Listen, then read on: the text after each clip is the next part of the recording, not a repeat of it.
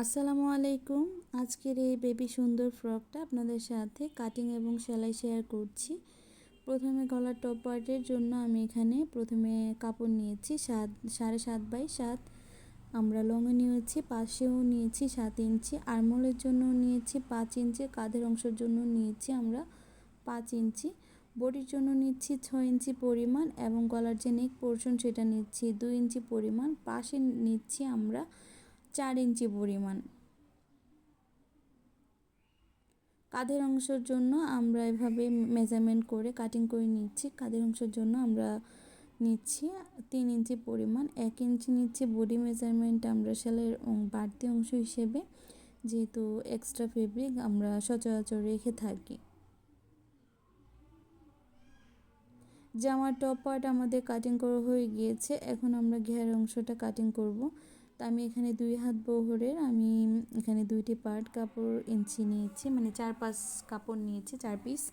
তো এই 2 হাত বহরকে আমরা যেতটুকু বহরের কাপড়টা থাকে ততটুকুই আমি এখান থেকে শুধু 2টি পার্ট কাপড় কাটিং করে নিয়েছি।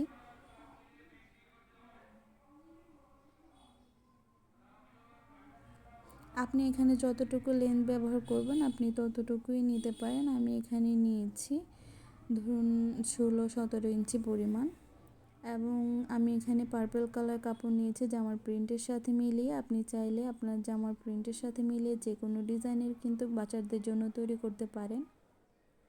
এখানে আমি একটি কাপড় নিয়েছি, কাপড়টা নেওয়ার পর এক সাইড থেকে সেলাই করে তারপর এটাকে ফোল্ড করে আমরা উল্টো পাশে নিয়ে উপর থেকে চাপ সেলাইটা দিয়ে দিচ্ছি। হাতের সাহায্যে অবশ্যই ফিনিশিংটা ভালোভাবে দিতে হবে।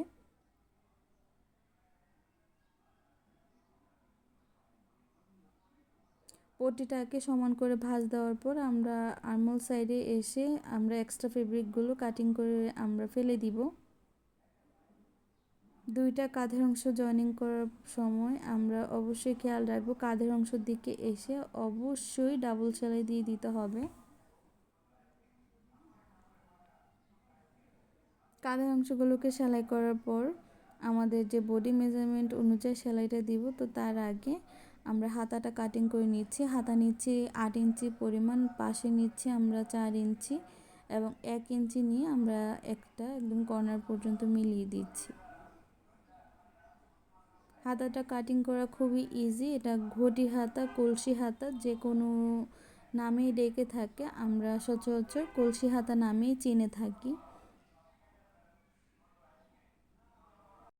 হাতার যে রাউন্ড দিকটা আমরা আরমোলের সাথে বা হাতার যে বডির অংশের সাথে আমরা সেলাইটা দিয়ে নিচ্ছি। অবশ্যই কুচিটা আপনি আপনার পছন্দ অনুযায়ী দিতে পারেন। আমি এখানে যেহেতু 2 ভাঁজ করার পর আমরা 8 ইঞ্চি নিয়েছি, আপনি যদি আরও ঘন কুচি দিতে চান সেক্ষেত্রে এখানে 2 ভাঁজ করার পর 12 ইঞ্চি 15 ইঞ্চি নিতে পারেন। তো সেক্ষেত্রে এনাদার কুচি পড়বে। আমি ঘটি হাতাতে বা কলসি হাতাতে সিম্পল কুচি পছন্দ করি। এখানে ডাবল সেলাই দেওয়ার পর আমি এক্সট্রা যে ফেব্রিক্সটাতে এখানে ইলাস্টিক ব্যবহার করে নিব আপনাদের বোঝার সুবিধার্থে। আমি আরেকটি হাতাতে এভাবে কুচি দেওয়ার আগে দেখিয়ে দিচ্ছি। আমি কুচি দেওয়ার পর ওই হাতাতে জয়েনিং করে নিব। আপনাদের যেভাবে সুবিধা হয় সেভাবে কিন্তু কুচিটা জয়েনিং করে নিতে পারেন বা ইলাস্টিকটা জয়েনিং করে নিতে পারেন। আমি 2 ধরনের এখানে হাতাটা জয়েনিং করা দেখিয়ে দিচ্ছি, আশা করছি আপনাদের বুঝতে কোনো অসুবিধা হবে না। তারপরে যদি বুঝতে আপনাদের কোনো অসুবিধা হয় সেটা আমাকে কমেন্ট বক্সে জানাতে ভুলবেন না। আমি ইনশাল্লাহ চেষ্টা করব আপনাদেরকে আপনাদের পছন্দ অনুযায়ী ভিডিও দেওয়ার। 2টা হাতা জয়েনিং করার পর এখন আমাদের নিচের ঘের অংশগুলোকে কমপ্লিট করে নেওয়ার পালা। তো এখানে আমি প্রথমে কাপড়টাকে পাশ অনুযায়ী মেজারমেন্ট করে নিচ্ছি। এখানে 38 ইঞ্চি পরিমাণ আছে। এখন একটি সাইড থেকে ধরে আমি আরেকটি সাইডে, মানে ধরতে গেলে এটাকে বলে বক্স প্লেটেড কুচি। তো এখানে আমি মাত্র 2টা বক্স প্লেটেড কুচি দিব। দেখতেই পাচ্ছেন অনেক বড় বড় করে আমি বক্স প্লেটেড কুচিটা দিচ্ছি। সামনে 2 ইঞ্চি 2টা আমরা বক্স প্লেটেড কুচি দিব এবং ব্যাক পার্টও 2টা বক্স প্লেটেড কুচি দিব। কাইন্ড অফ এটা একটি বেবি ফ্রক হবে, সেটা একদম পুরো মাজার সাথে লেগে থাকবে, শুধু সামনে এবং ব্যাক পার্টে একটু কুচি থাকবে 2টা।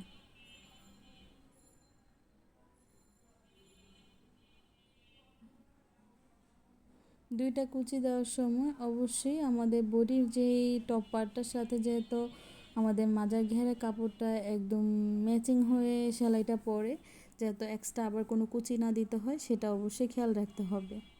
তো আমারটা একদম পারফেক্ট হয়েছে। আমি এখন আমাদের টপ পার্টের সাথে জয়েনিং করে নিচ্ছি। তো আমি এখানে ফ্রন্ট পার্টের সাথে নিচের যে ঘের অংশটা সেটাকে অ্যাটাচড করে নিচ্ছি। অ্যাটাচড করার পর কিন্তু আমরা ব্যাক পার্টটাও সেমভাবে অ্যাটাচড করে নিব। অবশ্যই এখানে আমরা ডাবল সেলাই দিয়ে দিচ্ছি। ডাবল সেলাই দেওয়ার ক্ষেত্রে বাচ্চারা যেহেতু একটু বেশি দুষ্টামি করে, তো সেক্ষেত্রে জামা অনেক দিন ওরা পরতে পারবে, সেলাই ছুটে যাওয়ার কোনো সম্ভাবনাই থাকবে না। আমি এখানে দুইটা বউ তৈরি করে নিয়েছি। দুইটা বউই আমি যে সেলাইয়ের অংশটা, সেই সেলাইয়ের অংশতেই কিন্তু সেলাই করে আটকে দিব, তো সেক্ষেত্রে ভালো লাগবে। আমি এখানে দুইটি বউ ব্যবহার করেছি, আপনারা চাইলে ব্যাক পার্টেও ব্যবহার করতে পারেন, তো ব্যাক পার্টে না করাই ভালো। এখন আমি আরমোল থেকে ধরে একদম বডির যে নিচ পর্যন্ত, দামানের পোর্শন পর্যন্ত আমি সেলাই করে নিয়েছি। দুইটা সাইড আমরা সেলাই করে নেওয়ার পর দামানের নিচের ঘেয়ার অংশটা সেলাই করে নিচ্ছি। দামানের নিচের অংশটা সেলাই করার শেষে আমাদের যে পুরো জামাটার ডিজাইনটা আপনাদের কাছে দেখিয়ে দিচ্ছি। আমি ইলাস্টিকগুলো টান দিয়ে দেখিয়ে দিচ্ছি যে লুজ আছে, বাচ্চাদের গায়ে দাগ পড়বে না। এই হচ্ছে বেবি ফ্রকটার ডিজাইন। আশা করছি আপনাদের কাছে আজকের এই বেবি ফ্রকের ডিজাইনটা ভালো লেগেছে।